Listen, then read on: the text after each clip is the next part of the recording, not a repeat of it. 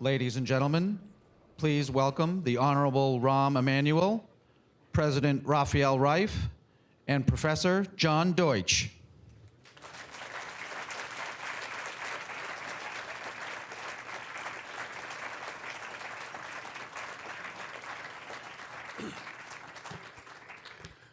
Good afternoon, everyone.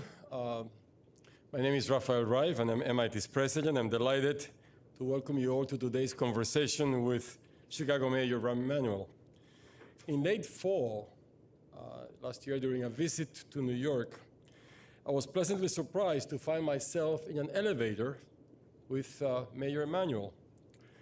The last time I saw him, several years earlier, we discussed an idea that led to an experiment in Chicago. We called it Chicago X, which enlisted MIT alumni to mentor Chicago students enrolled in an MIT X computer science class. I was proud of the project and eager to hear what the mayor had in mind.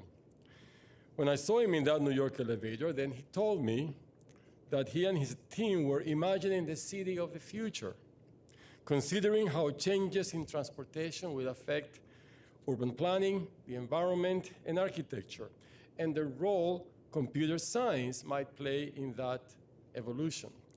I found all that fascinating, and we agreed that we would try to find a time in his busy schedule for him to come to campus to speak to the MIT community. Needless to say, it was the most productive elevator ride that I've ever had. I'm thrilled that the mayor was able to find time in his busy schedule to be here and to join us. He met earlier today with some of our students and faculty, and I'm delighted that all of you will now have an opportunity to hear him this afternoon. I will offer just a few words of introduction of our two gentlemen, and I will we're off to the races after that. Let me first introduce the mayor. Rahm Emanuel has served since 2011 as the 55th mayor of Chicago. To help secure the city's future, his administration has invested in infrastructure, education, public transportation, open space, and culture, while at the same time attracting major corporations and fostering a new generation of startups. Previously, he served as chief of staff to President Barack Obama, and before that represented Chicago's 5th district in the House of Representatives for 3 terms. He also served as a key advisor to the Clinton administration, rising to senior advisor to the president for policy and strategy. Moderating the conversation with the mayor will be Institute Professor Emeritus John Deutsch, a member of MIT's chemistry department and faculty. Professor Deutsch served as dean of the School of Science and then as provost working with President Paul Gray.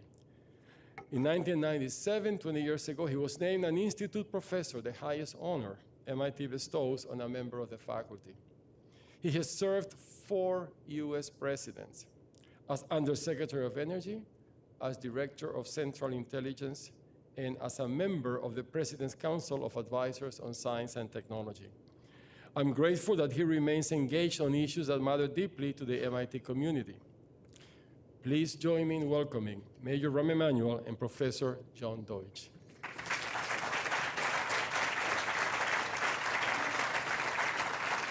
Thank you. The nicest introduction he's ever had. Good afternoon. I hope that everybody can hear me, and I am really delighted that Rahm Emanuel has come here to visit MIT. The subjects that he's been discussing today and we will be discussing this afternoon, I would summarize as people, technology, and innovation serving Chicago and big cities in this country and elsewhere like Chicago. Rahm is interested in everything. And I assume that many of you here in the audience are familiar with the TV programs Chicago Med, Chicago PD, and Chicago Fire. If you watch these programs as I do and did in preparation for this conversation. Obviously, the provost has a lot of free time. Former provost. I was amazed at those programs projecting the energy, the greatness of Chicago, as well as its challenges. And as you will see, and as if you watch these programs, you will know, Rahm Emanuel, the mayor, also takes parts in those programs. He was in the first episode of Chicago Med, he opened the emergency department. Do you remember that? Yeah. If you watch I have an carefully- agent for a brother. I got 10%.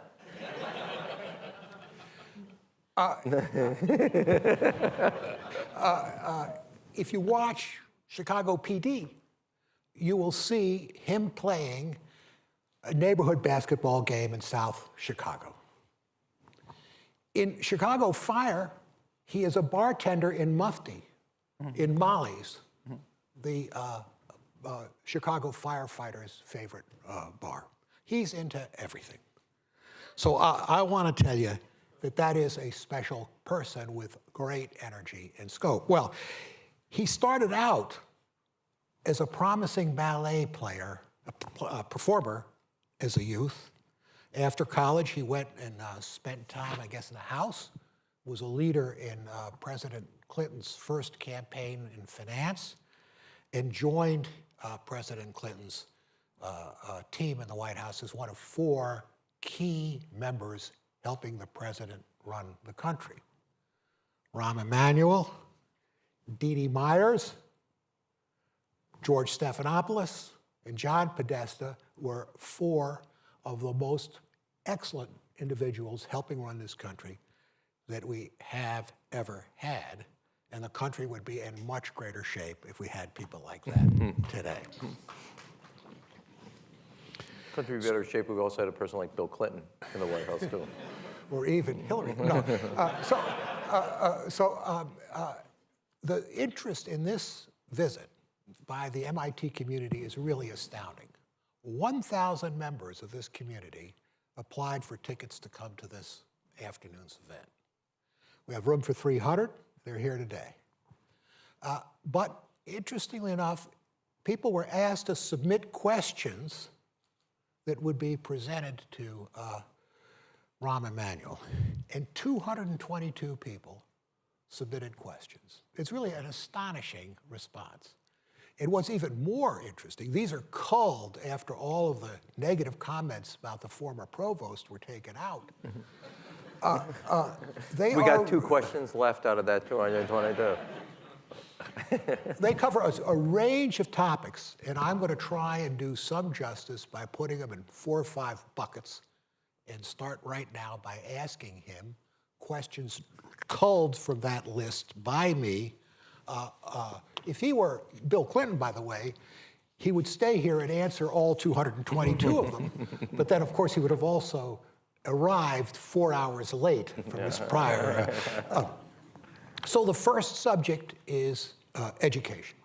And I'm now here pulling questions as they appeared on the list presented to me. If there was one program or one action to improve the public education system in Chicago today, what would it be?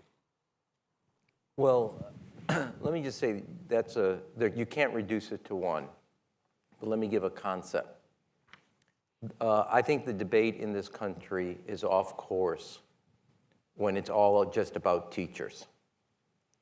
Especially in an urban setting, no one individual can master or turn around or flip a massive amount of social, cultural, economic, and family issues that come rushing through that front door. So my approach has constantly been, wrote an op-ed that was the other day, a couple months ago in the Washington Post, you need a principal who's willing to be held accountable for results, a teacher who motivates, and a parent who's involved. I don't care what zip code, what income, what family structure you have. If you have those 3 things, you can succeed academically, educationally. A young woman in the earlier group that we met with said she was homeschooled. And I told her, I said, everybody's homeschooled. The most important door a child walks through for their education is the front door of the home. And if it doesn't happen there, everything else gets more challenging. And you can't just put it on a teacher. I think the debate after the last 20 years about teachers and I've had my issues with the teachers union, et cetera, is wrong. We've started a system, a farm team system, because I fundamentally believe in the importance of principals, and we didn't have enough, and so we're trying to create a system so when you have an opening, you have 2 or 3 applicants there to pick from. We're doing it with New Schools, New Leaders, University of Illinois, Chicago campus, Loyola DePaul, so we can have a farm team to keep replenishing. But I would say that understanding those 3 things and then doing a set of policies to back them up. John knows this, but we also added time to the day, the most ever in the United States ever, an hour and a half every day, 2 weeks every year. It's the equivalent of 2.5 more years of academic to educational time than the prior model. So it's another freshman year, another sophomore year, another half a junior year. That's how much time we've added. And if you have, like Boston, we do, close to almost 90% of our kids are kids on free or reduced lunch, you would never have designed the shortest school day and the shortest school year in the United States. Since the changes we've made, our graduation rate has gone from 57, we're on track for 87%. Every year for the last 4 years, it's tripled the national average. We now match the United States in kids both going to college and community college. Our 8th graders led the country in math gains, and our 4th graders led the country in reading gains, and the ACT scores over the last 4 years have gone up 1.5 points. So all those measures going in the right direction, we have a lot more work to do. But I think you can't reduce it to one thing. I want to say this, I got to take the world I have, but we can't give parents a pass on their responsibility to kids' education. And we're on our way now from a K-12 to a pre-K to college model. That's the world we live in, and that's the way we got to get the educational system to support kids. Several of the people who submitted questions come from Chicago. So this next question came One from... of them's wearing a Blackhawks t-shirt, so he's there. He gets a free question, okay?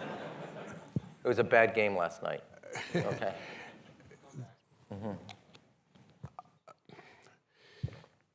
I'm a student who graduated from Whitney Young Magnet High School. Yeah. How do you balance the needs for educational reform and the political realities of the Chicago Teachers Union, as well as your fiscal demands in Chicago? You guys gonna be here for 4 more hours? So, Chicago has 10 schools that are called selective enrollment, which Whitney Young is one. Actually, Michelle Obama went there to kind of get into your mind's eye. Go ahead. I thought you went to Sidwell Friends. Michelle Obama? Oh, your daughters, the daughters, I'm sorry. Okay. Is he tenured? I'm really worried about this. I'm taking this whole school under academic review, okay? So I can get away with it because I'm walking out that door. All right, so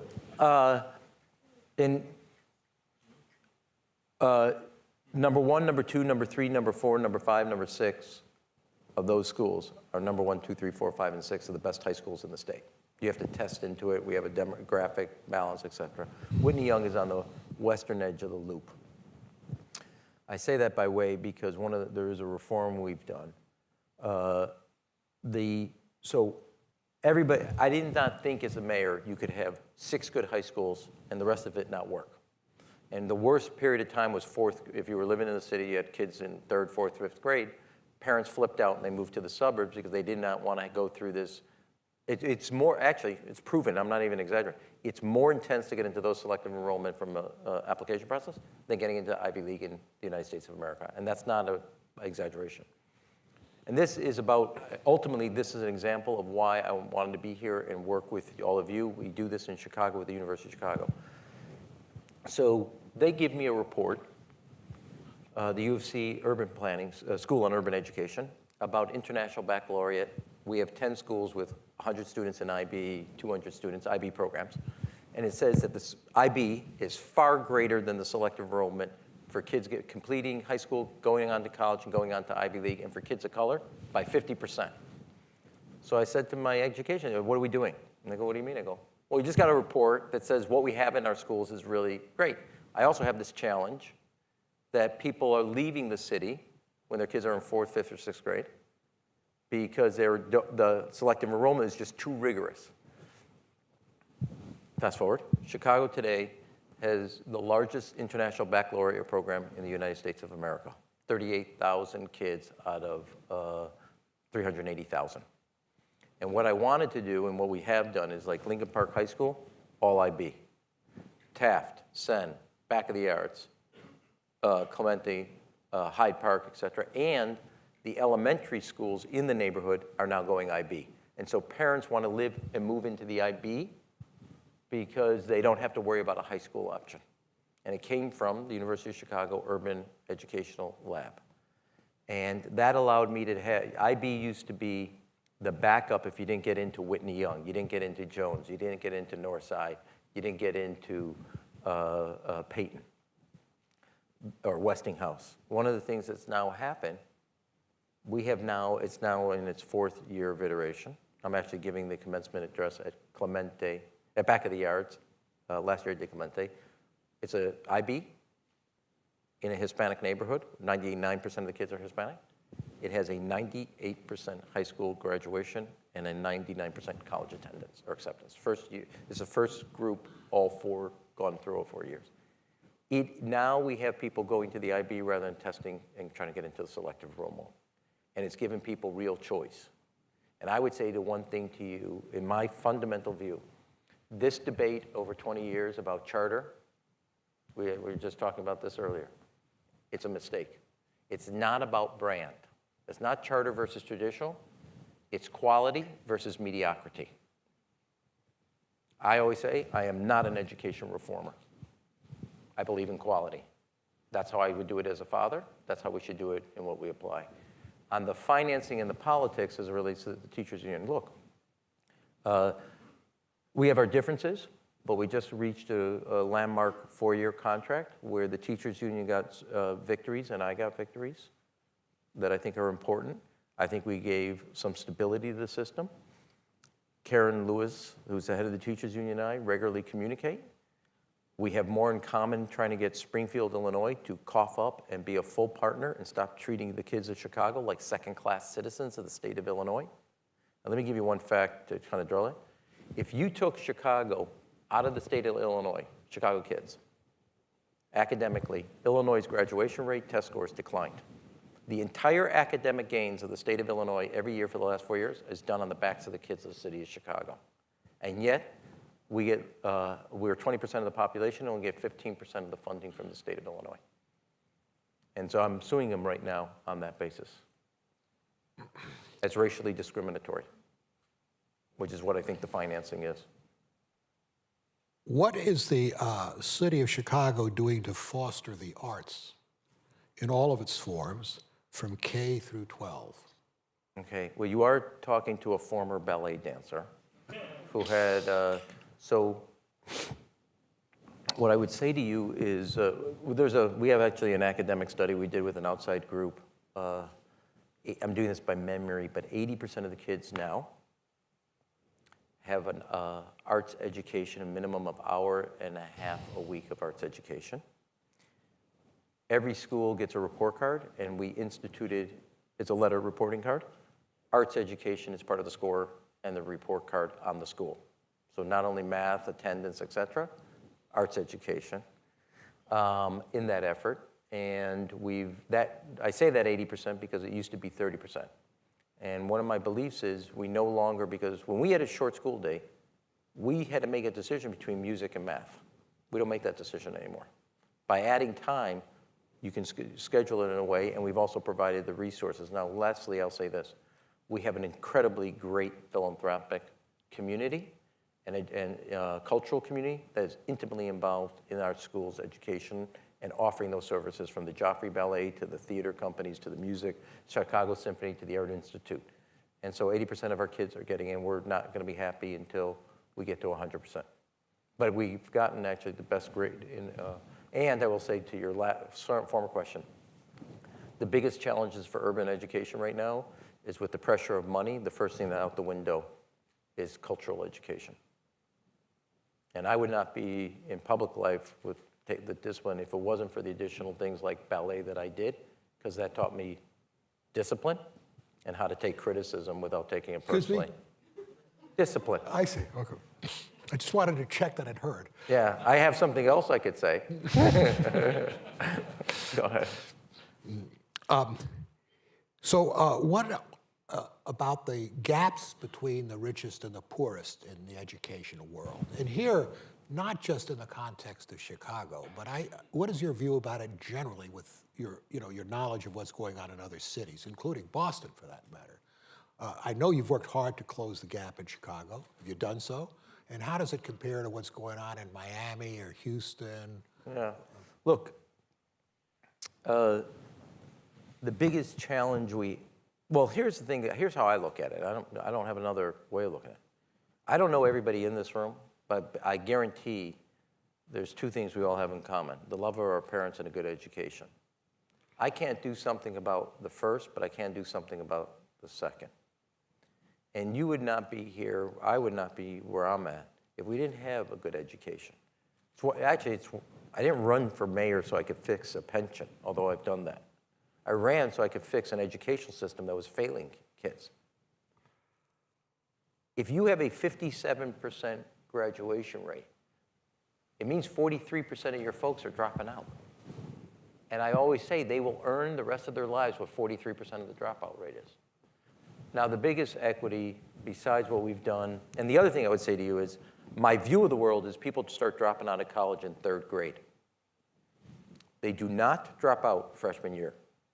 You don't focus on college when they're 14. You focus on college when they're 4. We live in a period of time where you earn what you learn. So we've done certain things. Only city, if you get a B average in high school, we make community college free.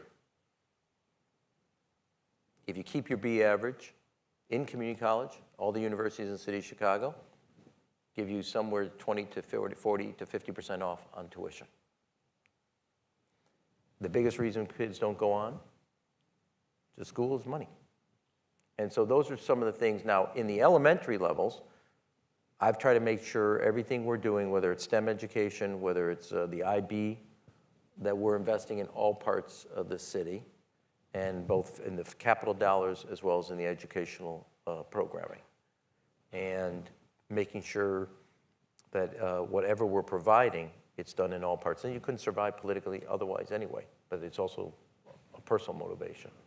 So the view is, and I'm perfectly well, the participation of the poor is going as handsomely and as well as you've described. No, I would not, no, don't summarize that.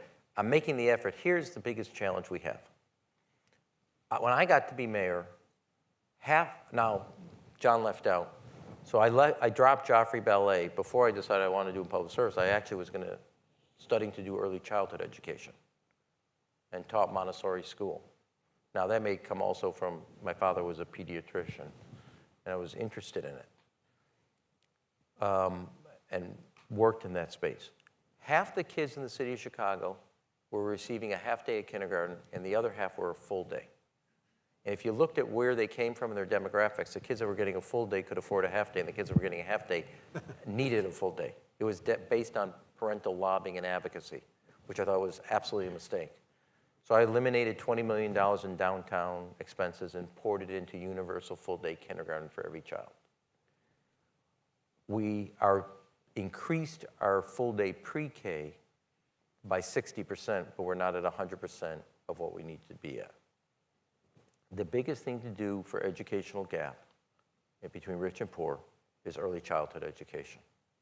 You're not going to solve it in 8th grade. You're not going to solve it in high school. You're not going to solve it within a STEM program here or not. You have got to get to kids early enough in life to give them the exposure to education. And we've made steps, and I will be honest, we've tried an innovative thing called a social impact bond, but I am short of revenue for universal full-day pre-K for every child. Tell me about the authority you have as mayor. This is now my own question. Authority you have as mayor. Is this a write-in? No, it's a write-in. Okay. the authority you have as mayor over the educational system, and how does that compare to other mayors? I mean, Well- are you unique in the strength you have? Yeah, I talked to I met with Marty Walsh today. So in the city of Chicago, the mayor appoints the head of education and the board. The mayor appoints the head of the the chancellor for community college and the board. Community college is the second largest system in the United States, 110,000. Chicago Public Schools, third largest in the United States, 390,000 kids. And you make that, it's a mayoral appointment and control. In 1995, the legislature in Springfield gave the mayor the authority. And that's kind of unique, isn't it? I mean, that's not. Yeah, I they're think, not- yes, it's very unique. Right. I Okay. think first of all, I think public schools are a major economic engine. It's the reason principal reason I ran for mayor.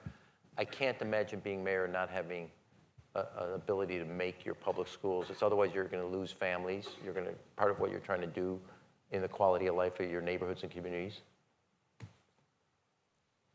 Let's go back to the issue of finances. We're going to depart from the education. We can come back to it if you want. So let's say you're now looking out for 5 years, and you look at the stream of revenue the city's likely to have, and the expenses plus appetite that you have for expenditures. Do you have a stable financial outlook? And again, that's a question that is not targeted on necessarily Chicago. I wonder whether any. No, I'll take Chicago. Look, we were just upgraded by S&P and Fitch to stable. So I got to tell you where I was 5 years ago. Chicago's was running at the corporate budget a 20% structural deficit, and all 4 pensions were on their way to insolvency. So my first step, I said, look, I also became mayor in 2011. So I rejected those who said, raise taxes. And I rejected those who said, just slash government. Because different communities are affected by government spending than other communities. And I didn't think that was, so we did a combination of reform and revenue and do it in a way that allows the economy to grow. You know the data about the economy and what's happened in Chicago. And we have cut our structural deficit by 80%. We'll have it eliminated by 2019. It's down from 684. Last year it was 134. We'll get it down. Every year we have a balanced budget, but we'll get that down. And we've eliminated every one but one, what I call dealing from the bottom of the deck, kind of a financial gimmicks that were selling assets, one-time revenue, all that. And every one of the 4 pensions has a revenue source, more contribution from the employees and reforms, and they're now on the road to solvency. But I say that is, I separate operating from capital. I am upfront about raising revenue for capital. I think this notion that you're going to have a tax credit to build infrastructure, that's like from the magical kingdom. It ain't happening. We didn't build roads and bridges and schools in Afghanistan on a tax credit. We spent our money. I'm for, and I've been upfront. So we're in the largest water infrastructure project in the city of Chicago, anywhere in the United States, $5 billion. And I was upfront, and I said it's going to cost money. Passed it 50-0. Upfront about it. And we are, whether it's public transportation, aviation, water system, roads, school, I raise property taxes for school modernization. I don't think kids should belong in the hallway or in the stairwell as a classroom. So capital is different. And I'm okay doing that, and I'll be upfront. And if we win them, we win them. If we don't, we don't. But I'm upfront about what we got to do. On the operating, I think it's a combination of things, and we've stabilized our finances and have a steady growth in both revenue. I mean, Marty went over some of the numbers here, and I think they're very strong and very impressive. But what we did briefly this morning when he and I met. But we have the capacity, as long as we're disciplined about where we invest. So here's the biggest, one last thing, and I'll shut up. Well, I won't shut up, but I'll try, okay? You're not here to shut up. Well, on this question, we have dramatically moved, so our family services for after school, summer jobs, early childhood, that budget in that department's gone up 60% in the 5 years. Our neighborhood services, I made a major change. Every district used to do its own garbage collection.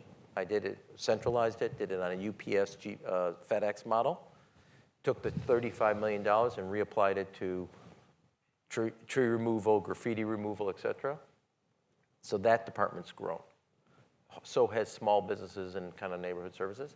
And I have massively cut back and whacked other departments. So I put the bulk of the money into public safety, neighborhood services, small business assistance, and after-school summer jobs for kids and family services. So if I understood your model, you say for capital projects, I'm willing to go out and take debt. No, Debt- I'm willing to raise revenue to take on debt, not just debt. Yeah, right. But I got to have a revenue source to pay it. And that you put in your balanced budget, what it costs you We to do, balance. yeah, I mean, we have different, so it's a little complicated. Chicago has 6 corporate accounts. So schools is separate than the city's corporate account. Okay? The water system, okay? Does that make sense now? What are the prospects of the state or the feds helping cities like Chicago? Zero? I'll stand at the Indiana border. I would, look, I'll give you a classic example. This is like therapy now, okay? When I became mayor, we had 14,500 kids in summer jobs. Last year and this year we'll be at 31,000. How much do you think the federal government of that 31,000 kids gives you support for? Take a guess, John. I have no idea. Less than 1,000. Of 31,000. Every year they cut back. Same thing in after school. We doubled our after school programs funding. The federal government, after Head Start and SCHIP, which is a children's health insurance, the federal government does nothing for kids. And you see no prospects of that changing? Well, not with this guy.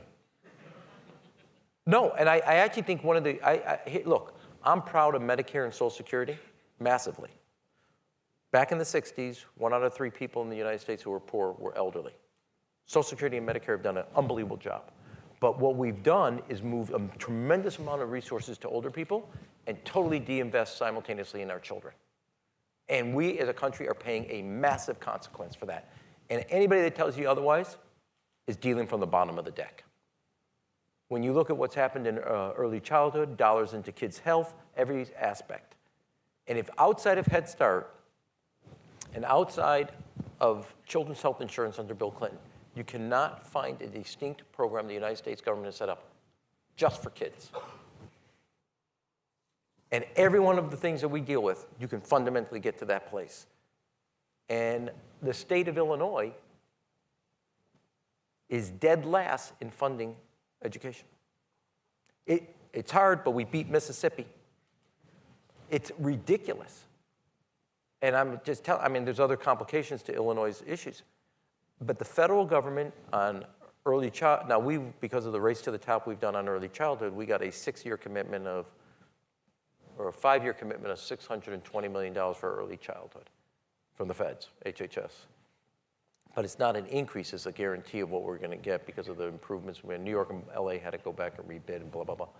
But it is unbelievable what they have done when you think about funding for education, thinking about funding for after schools. Any one of those efforts, the federal government's just walked away. I would love to get help. Now, I'm a big believer in public-private partnerships, federal, local partnerships on infrastructure. It shouldn't just be a federal program. We at local level should put skin in the game, support that, et cetera. But on support for education, the United States government is AWOL. On a kind of a minor, Thanks for the therapy. I can take that to Blue Cross Blue Shield now. tell me about, you said that Chicago is going to remain a sanctuary city. Mm-hmm. And your president has said, if you do that, you're going to lose federal dollars. Yeah. So how do you're going to just weave your way through that? You think you're going to, I mean, I know how you're going to handle that, but they should know too. Well, first of all, let me say one thing. We are a welcoming city. A welcoming city. I say that by way, the term sanctuary conjures up one image, and the term welcoming conjures up another. And not to be the politician in me, but I highly recommend all of us use who believe in it, welcoming. It's open, it's receptive. Second, it is also, I say this on a personal level, and I've written about this is the 100-year anniversary of my grandfather coming to Chicago, 13 years old by himself, from a little shtetl in Moldova to leave the pogroms. Chicago was a welcoming city then. He didn't know a word of English, didn't know anybody, met a third cousin he never knew, and in 2 generations, his grandson is the mayor. This is an incredible country. It has always welcomed people, whether they're from the Atlantic, the Pacific, the Rio Grande, or up the Mississippi. And as long as you believe that tomorrow can be better for your children than today is, Chicago will always be a welcoming city. And I also noted, and I said this to the president, there was only one city in the United States in 1850 that said they would not participate in the Fugitive Slave Act, which was local law enforcement working with the federal government to return slaves. City of Chicago. It was a welcoming city before you all figured out what a welcoming city was. And we're not turning our back on the future, and we're not turning our back on people that believe in the American dream. And so and as it relates to the federal government, now the Corporation Counsel for the City of Chicago is a former deputy White House counsel. I feel pretty good about my position that we're on strong legal ground as it relates to the court's decisions in the past, as it relates to the federal government using money to coerce policies at the local level. But I was amazed when I saw it, and I'm also amazed looking at all of you, but when I saw it as around a conference table, there were students from Egypt, students from Iran, from Turkey, students from China. I told them to have one from Illinois as well. Yeah, well, thanks for that. But they obviously didn't listen to you. I was the Illinois rep. But, your university represents the strength of the American dream. The city of Boston represents the strength of the American dream. This would be crazy. And we're doing certain things that I'll be announcing in the next 3 or 4 weeks about, in the next week, the city council will be passing my municipal ID. So if you're undocumented, you can use the ID to access city services. We're also going to make sure it's there available for homeless, et cetera. So it's not limited only to, in the description of it, for immigrants. But we will not turn our back on the future because the future is told by our past. And I'm going to be very clear about it. Now, the key thing is that all cities are clear about it. They want to divide us. So Boston has to stay strong. New York has to stay strong. Seattle has to stay strong. San Francisco has to stay. We all have to stay strong.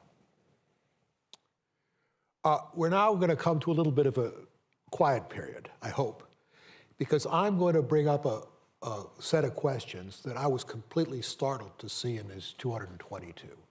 And that was the number of questions which were about how does the mayor think about policy analysis, how does the mayor think about data, and how does the mayor use policy analysis and data in forming his proposals and his initiatives. It was remarkable that the number of people who said analytics is a way to think about the future. And I know you're doing some stuff in it.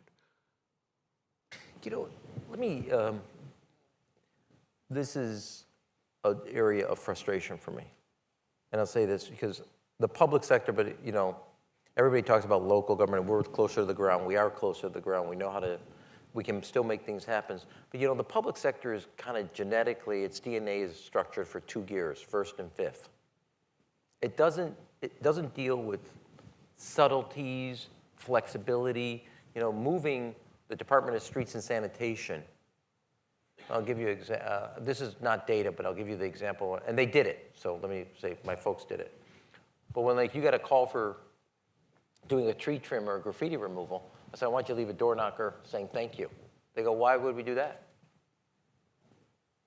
Well, and it was a note to say, thank you, are you happy with the service?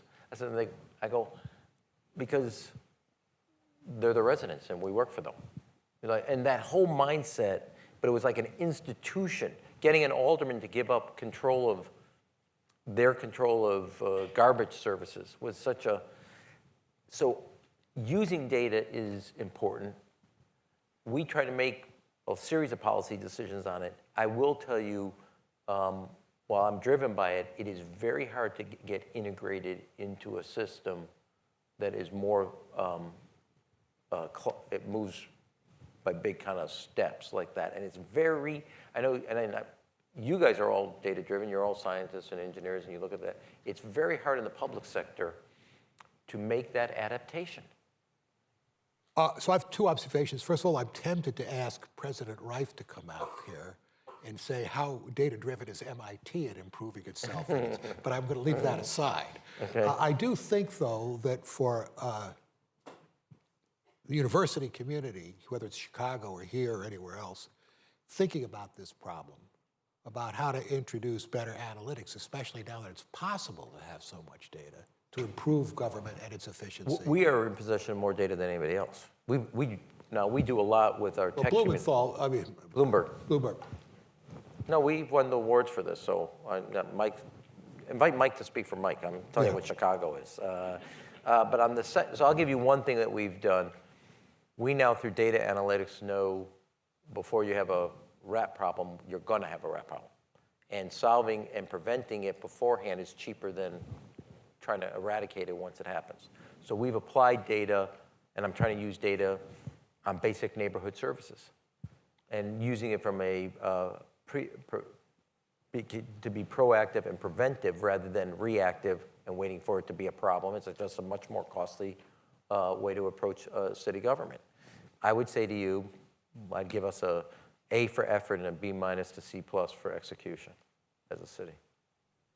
We've done better on using data out of the University of Chicago crime lab, education lab, than we have in fine-tuning basic neighborhood services around traffic and things like that. Let me talk or take a group of questions, and I want you to approach it any way you're comfortable with, because there were a lot of questions on these subjects, and they're interrelated, and they're not easy subjects. But I want to tell you, the tone of the questions, most of them, was absolutely not critical or judgmental. It has to do with violence, race, equality, and police. All of them sort of stretching for how do you try and deal with that constellation of issues and be comfortable that you're actually making progress at the rate the world deserves, so to speak. Sure. Well, as you probably can tell, patience is not one of my strong suits. So I don't know what the question is, but let me give the basic approach, okay? Now, we're in the midst of a process like other cities across the country of trying to improve relationships between the police and the community, specifically communities of color, that have over the years been eroded and they're broken. Not at all levels, but enough. Now, I personally think if you're going to make reforms and still accomplish public safety, you cannot make police the target. They have to be at the table as part of the solution. Police officers, police department has to be thought of and approached as if they have a seat at the table rather than they're the problem. It doesn't mean you're not going to make changes. It doesn't mean you're not going to make reforms. So my whole thing is you have to be part of this. What are your ideas on this? If the whole approach is you're the problem, you're going to get a reactive approach. You want a professional, proactive police department. That's number one. Two, I fundamentally believe in, when I put my money where our mouth is, in after-school summer jobs, giving kids positive activities, alternatives when they have, just because the bell went off doesn't mean we're not responsible for kids' safety or for kids' education. That's either the bell at the end of the day or the end of the year. And I can give you chapter and verse of where kids' lives who are going one way, and because of that opportunity, they're in a different place. Third, you have to create hope and opportunity where there's only despair. It's, I said this in an earlier group, you will be what you see. If all kids see is despair around them, they'll gravitate. You give them hope, you give them opportunity, you give them you give them a sense that there's a tomorrow, you'll have a different outcome.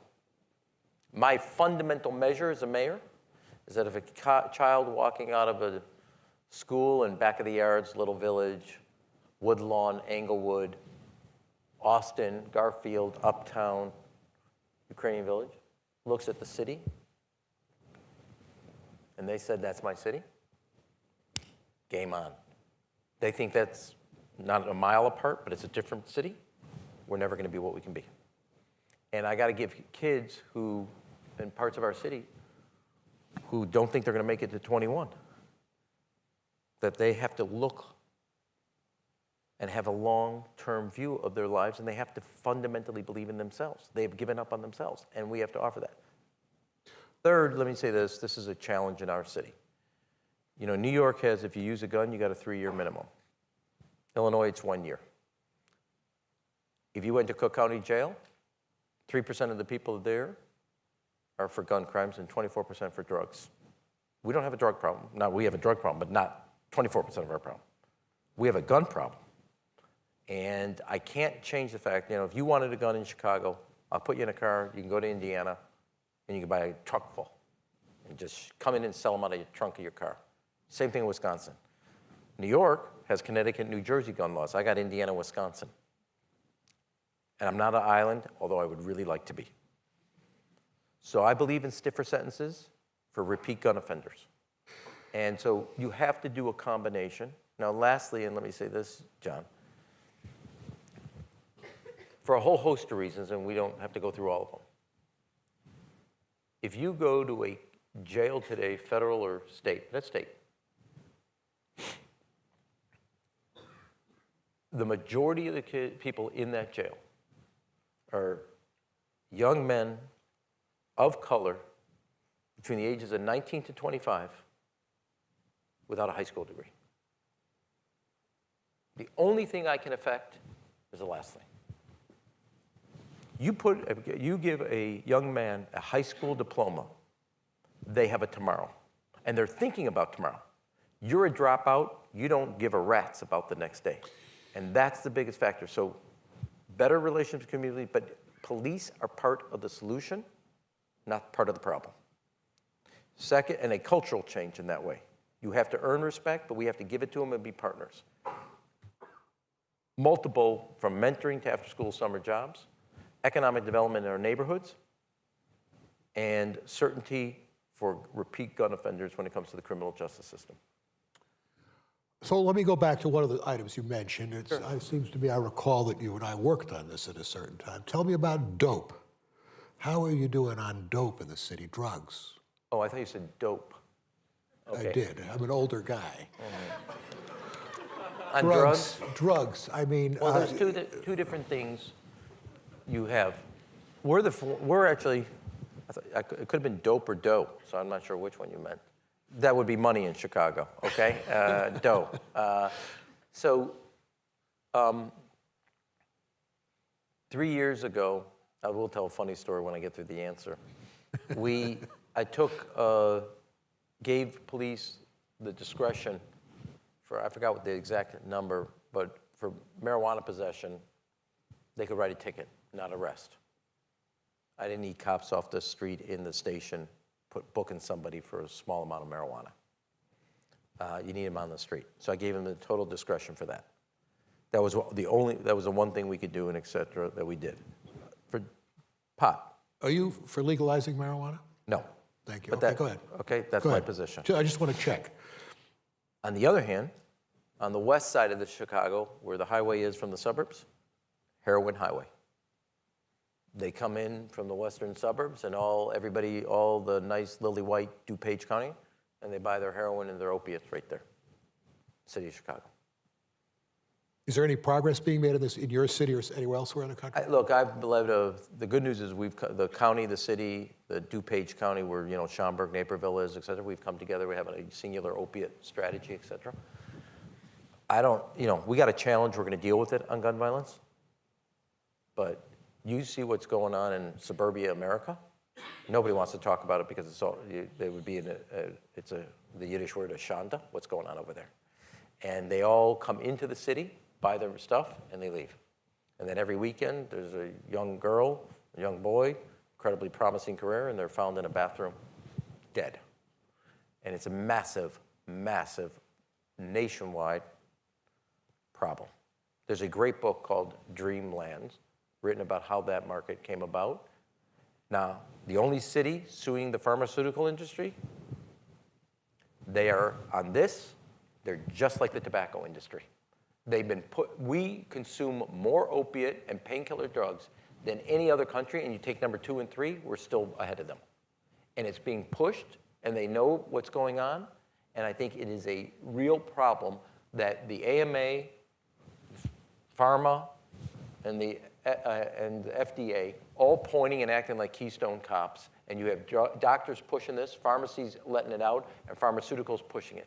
And the idea that we would allow that drug to be prescribed to kids is nuts, in my view, and also at that level. And it is a massive, massive problem. And opiates are the only drug that legitimate drug that has led to illegal drug and heroin use. You've never had that process before in the United States, and that's what's going on. I want to switch now to a new subject, which is really more of the principal purposes for your trip. And that has Was to do that just warm-up that I was doing? No, I just want to get away from this really dreadful issue of drugs, Well, police. I'll talk about it. It's a No, real I issue. don't. Okay. I want to change to, because our time is limited, Okay. To talk about innovation. Okay. And again, there were an enormous number of really interesting questions in this 222, of which I think we've done about 14 or something. And I'm going to start off and just read some of them, because I think they're all, the flavor of them is, it's interesting for the MIT community to hear the flavor of this. What do you think will be the role of technology, especially artificial intelligence, machine learning, Internet of Things, in the local government over the next 10 to 20 years? Well, I'll give you, we talked a little at lunch about this. Right. No, well, one of the things I'm trying to do, so what is the one profession still open for people with, let's say, not better than a high school degree, pays well, and not a lot of work experience, and that we have a massive shortage of? Truck driving. Right. I think it's crazy that the country wants to go towards driverless trucks. It is still the one sector, if you're trying to get people into a job market, get them off the streets, et cetera, or give them an opportunity that still pays well. I'll guarantee you this right now. I know this UPS, FedEx in the city of Chicago, 1,200 openings right now. I guarantee it's true in Boston. Any truck driving company has massive openings. All you need is a CDL. You can get that in about 8 weeks, 10 weeks. You'll be driving and get $35,000 to $40,000 a year with benefits. You go to driverless vans and trucks, you're taking off for the one sector to get people into the mainstream economy. That's it. So but it's going to happen. I'm just telling you, there's a real consequence to it. It's going to happen. Okay? I think. So this gets to the ecosystem, then let me say that was a problem. Let me tell you what we've tried to do. So I went after the Defense Department and got the National Lab for Digital Manufacturing put in Chicago. Because we've got GE, Siemens, Johnson Control, all the companies, and then we brought VC money to put that national lab for digital manufacturing in the city of Chicago. We then have opened up in the city of Chicago what is called M-Hub, a innovation space just for manufacturers and tinkers to come up with their own products that can't do it, to create a kind of closed world between the innovation space and the research that's going on. So when we did our study, when I first became mayor, I asked McKinsey and Brookings to do it. We're the most diversified economy in the United States and the most diversified in the world. No sector controls more than, or influences more than 13% of our employment. Chicago, about 12% of our employment still is around manufacturing. What we found, though, was on the kind of standardized manufacturing, we were kind of losing altitude, but steady and starting to gain around digital manufacturing. The third component, so we got a national lab, we created an innovation space. I took Richard J. Daley Community College, and it's a school just for advanced digital manufacturing for the training. So trying to put both innovation, research, and the bronze part of it, if there's bronze around digital manufacturing, and create a skilled workforce, a research lab, where also an entrepreneur can go and their buddies and go do the kind of product development that they want to go do. And I'm embracing that technology, embracing it as part of our economy, embracing the research as part of our economy. What it does to cities, I would be taking a stab and a guess at what AI and all the other research that will be kind of the next generation product coming. So the next question comes from an identified person who says, I ask as a Chicago native, this is a question which I'm reading, why do you think other cities, such as New York and Austin, have done a better job on job creating new high-tech ecosystems than Chicago? Well, I don't think the premise is true. At least it's not my view. It's what KPMG just did with their study. I think I will say this. I think we were a little late to the game. Now, KPMG just came out with a study calling Chicago 6th in the world as a digital hub. Is that the right characterization? Digital innovation hub. Don't get upset. We were tied with Berlin, but ahead of Tel Aviv and Boston. It's not my studies, KPMG study. Second is, let me say this. I brought a number of people in this area with me on this trip. When I ran, I said we're going to organize our digital new economy in a way it hasn't. We didn't have a space. We didn't have a community. We had all the parts, but they were like ornaments to a Christmas tree or a Hanukkah bush, all laid out on the table, but we had never assembled them. And now, along the Chicago River, from Merchandise Mart to the old Montgomery Ward Distribution Center to Fulton Market, you have a massive digital space, a real community. You have went from 0 to about 15 innovation spaces. We've brought the universities and venture capital. And Chicago has now actually has a big footprint, not as big because Austin and New York were ahead of us. One of the things, though, we're also finally doing is marketing what we're doing. So I'll give you an example. Besides all the corporate relocations and direct foreign investment where we lead the country, Chicago is the most affordable city of the 10 top cities in the United States of America. So I went out to San Francisco, did a road show like this, and I told people, you can still get an apartment with a view of the lake for $1,200. You can't even get a closet, and you have to share it in San Francisco for that price. And then I mailed to all the CEOs of the top 100 companies a book about Chicago, with that as a lead. You can get the same research engineering capacity at a tenth of the price that San Francisco, it's a third of the price of San Francisco from a cost of living. I will just tell you, I'm happy to be who I am versus San Francisco. So I've got to tell you that I wanted to avoid saying anything positive about Rahm Emanuel here today. We're So I coming to the decided- last question now. No. We got others coming on, but I want to say I wanted to take a particular hit at this about why was Chicago less innovative, and I thought the question was kind of narrowly phrased, New York and Austin. I said, well, what about, I don't know, Boston, or something. So what I did is I actually went back and I went to the ARPA-E, the Advanced Research Projects Agency, has given about 300 awards. Where have they mostly gone? Now listen to this. The top state, of course, is, God forbid, the strategic threat we all face, which is California. 100 of the 300 have gone to California. 50, these are rough numbers, 50 have gone to Massachusetts. The next state on the list is, guess what? Illinois, 28. Texas, 25. New York, 25. Florida, single digits.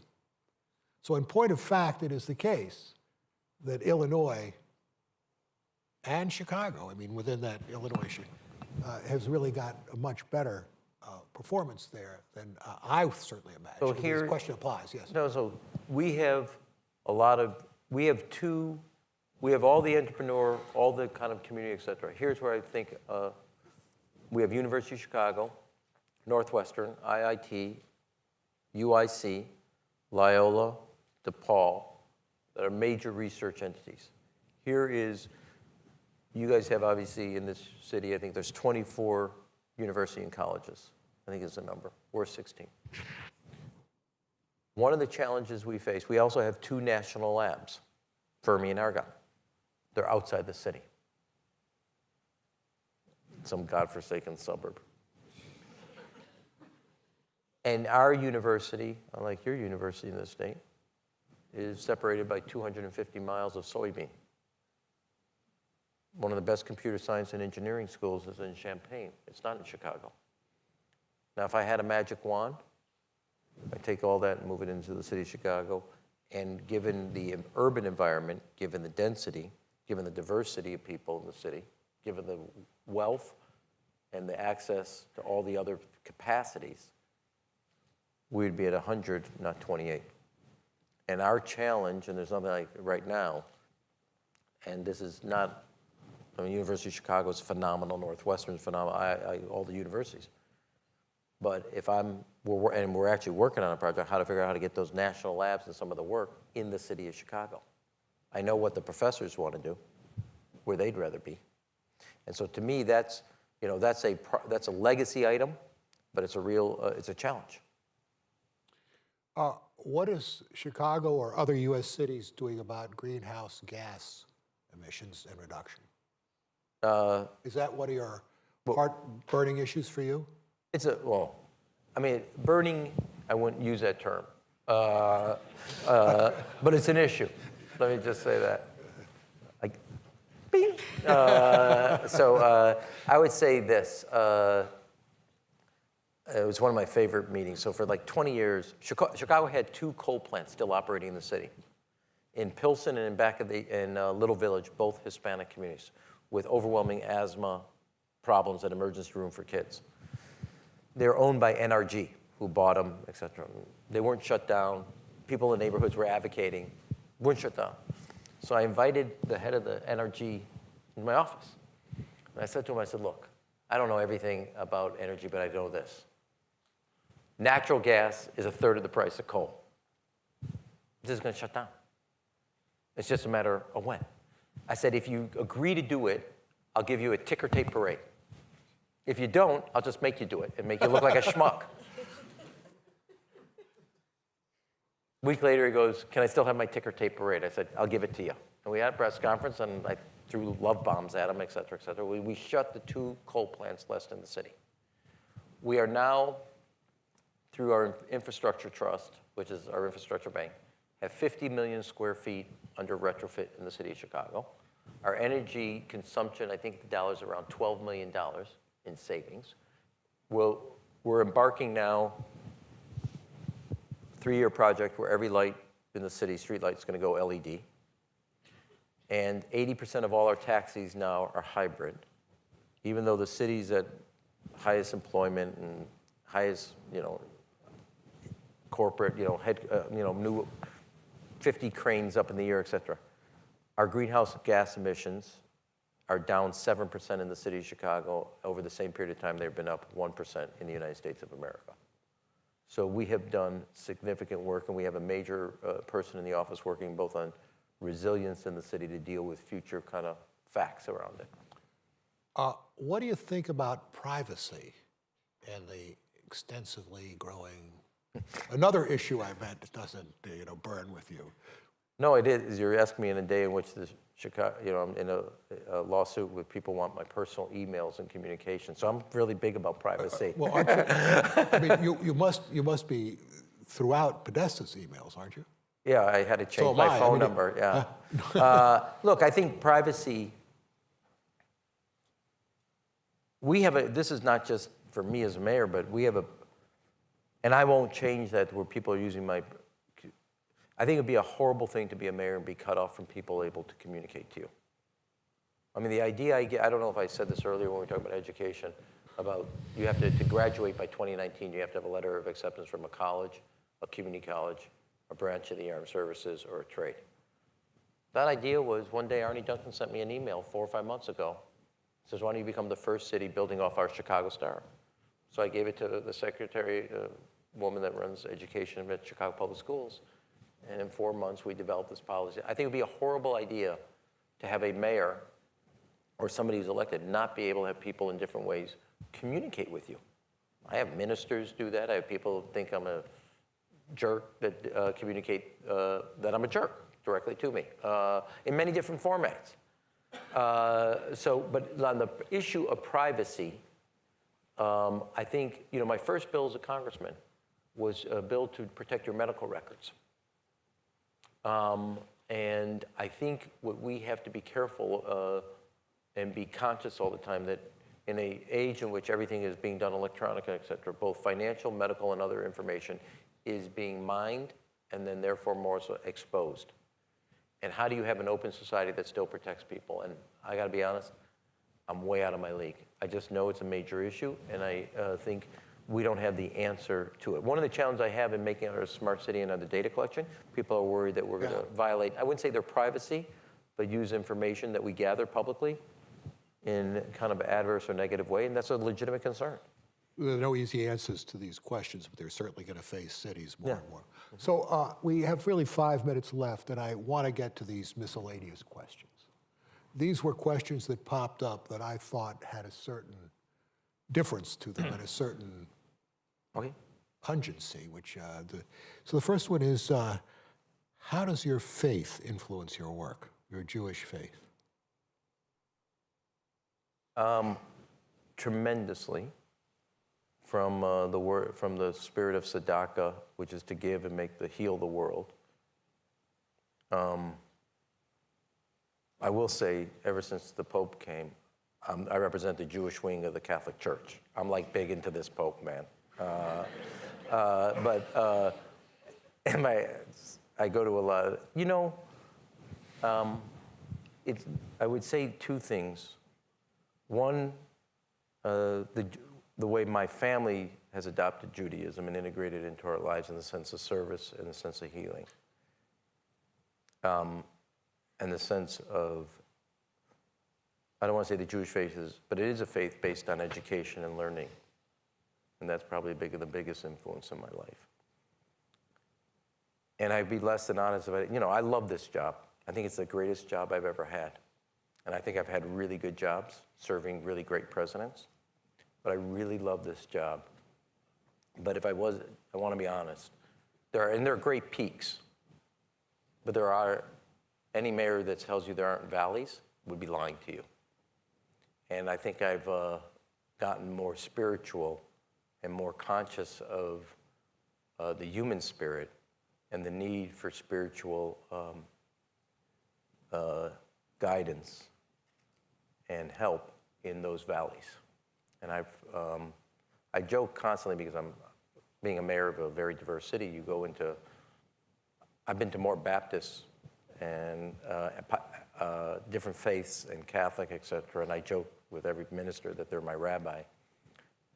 But a number of them regularly communicate prayers to me or communicate to me in different ways.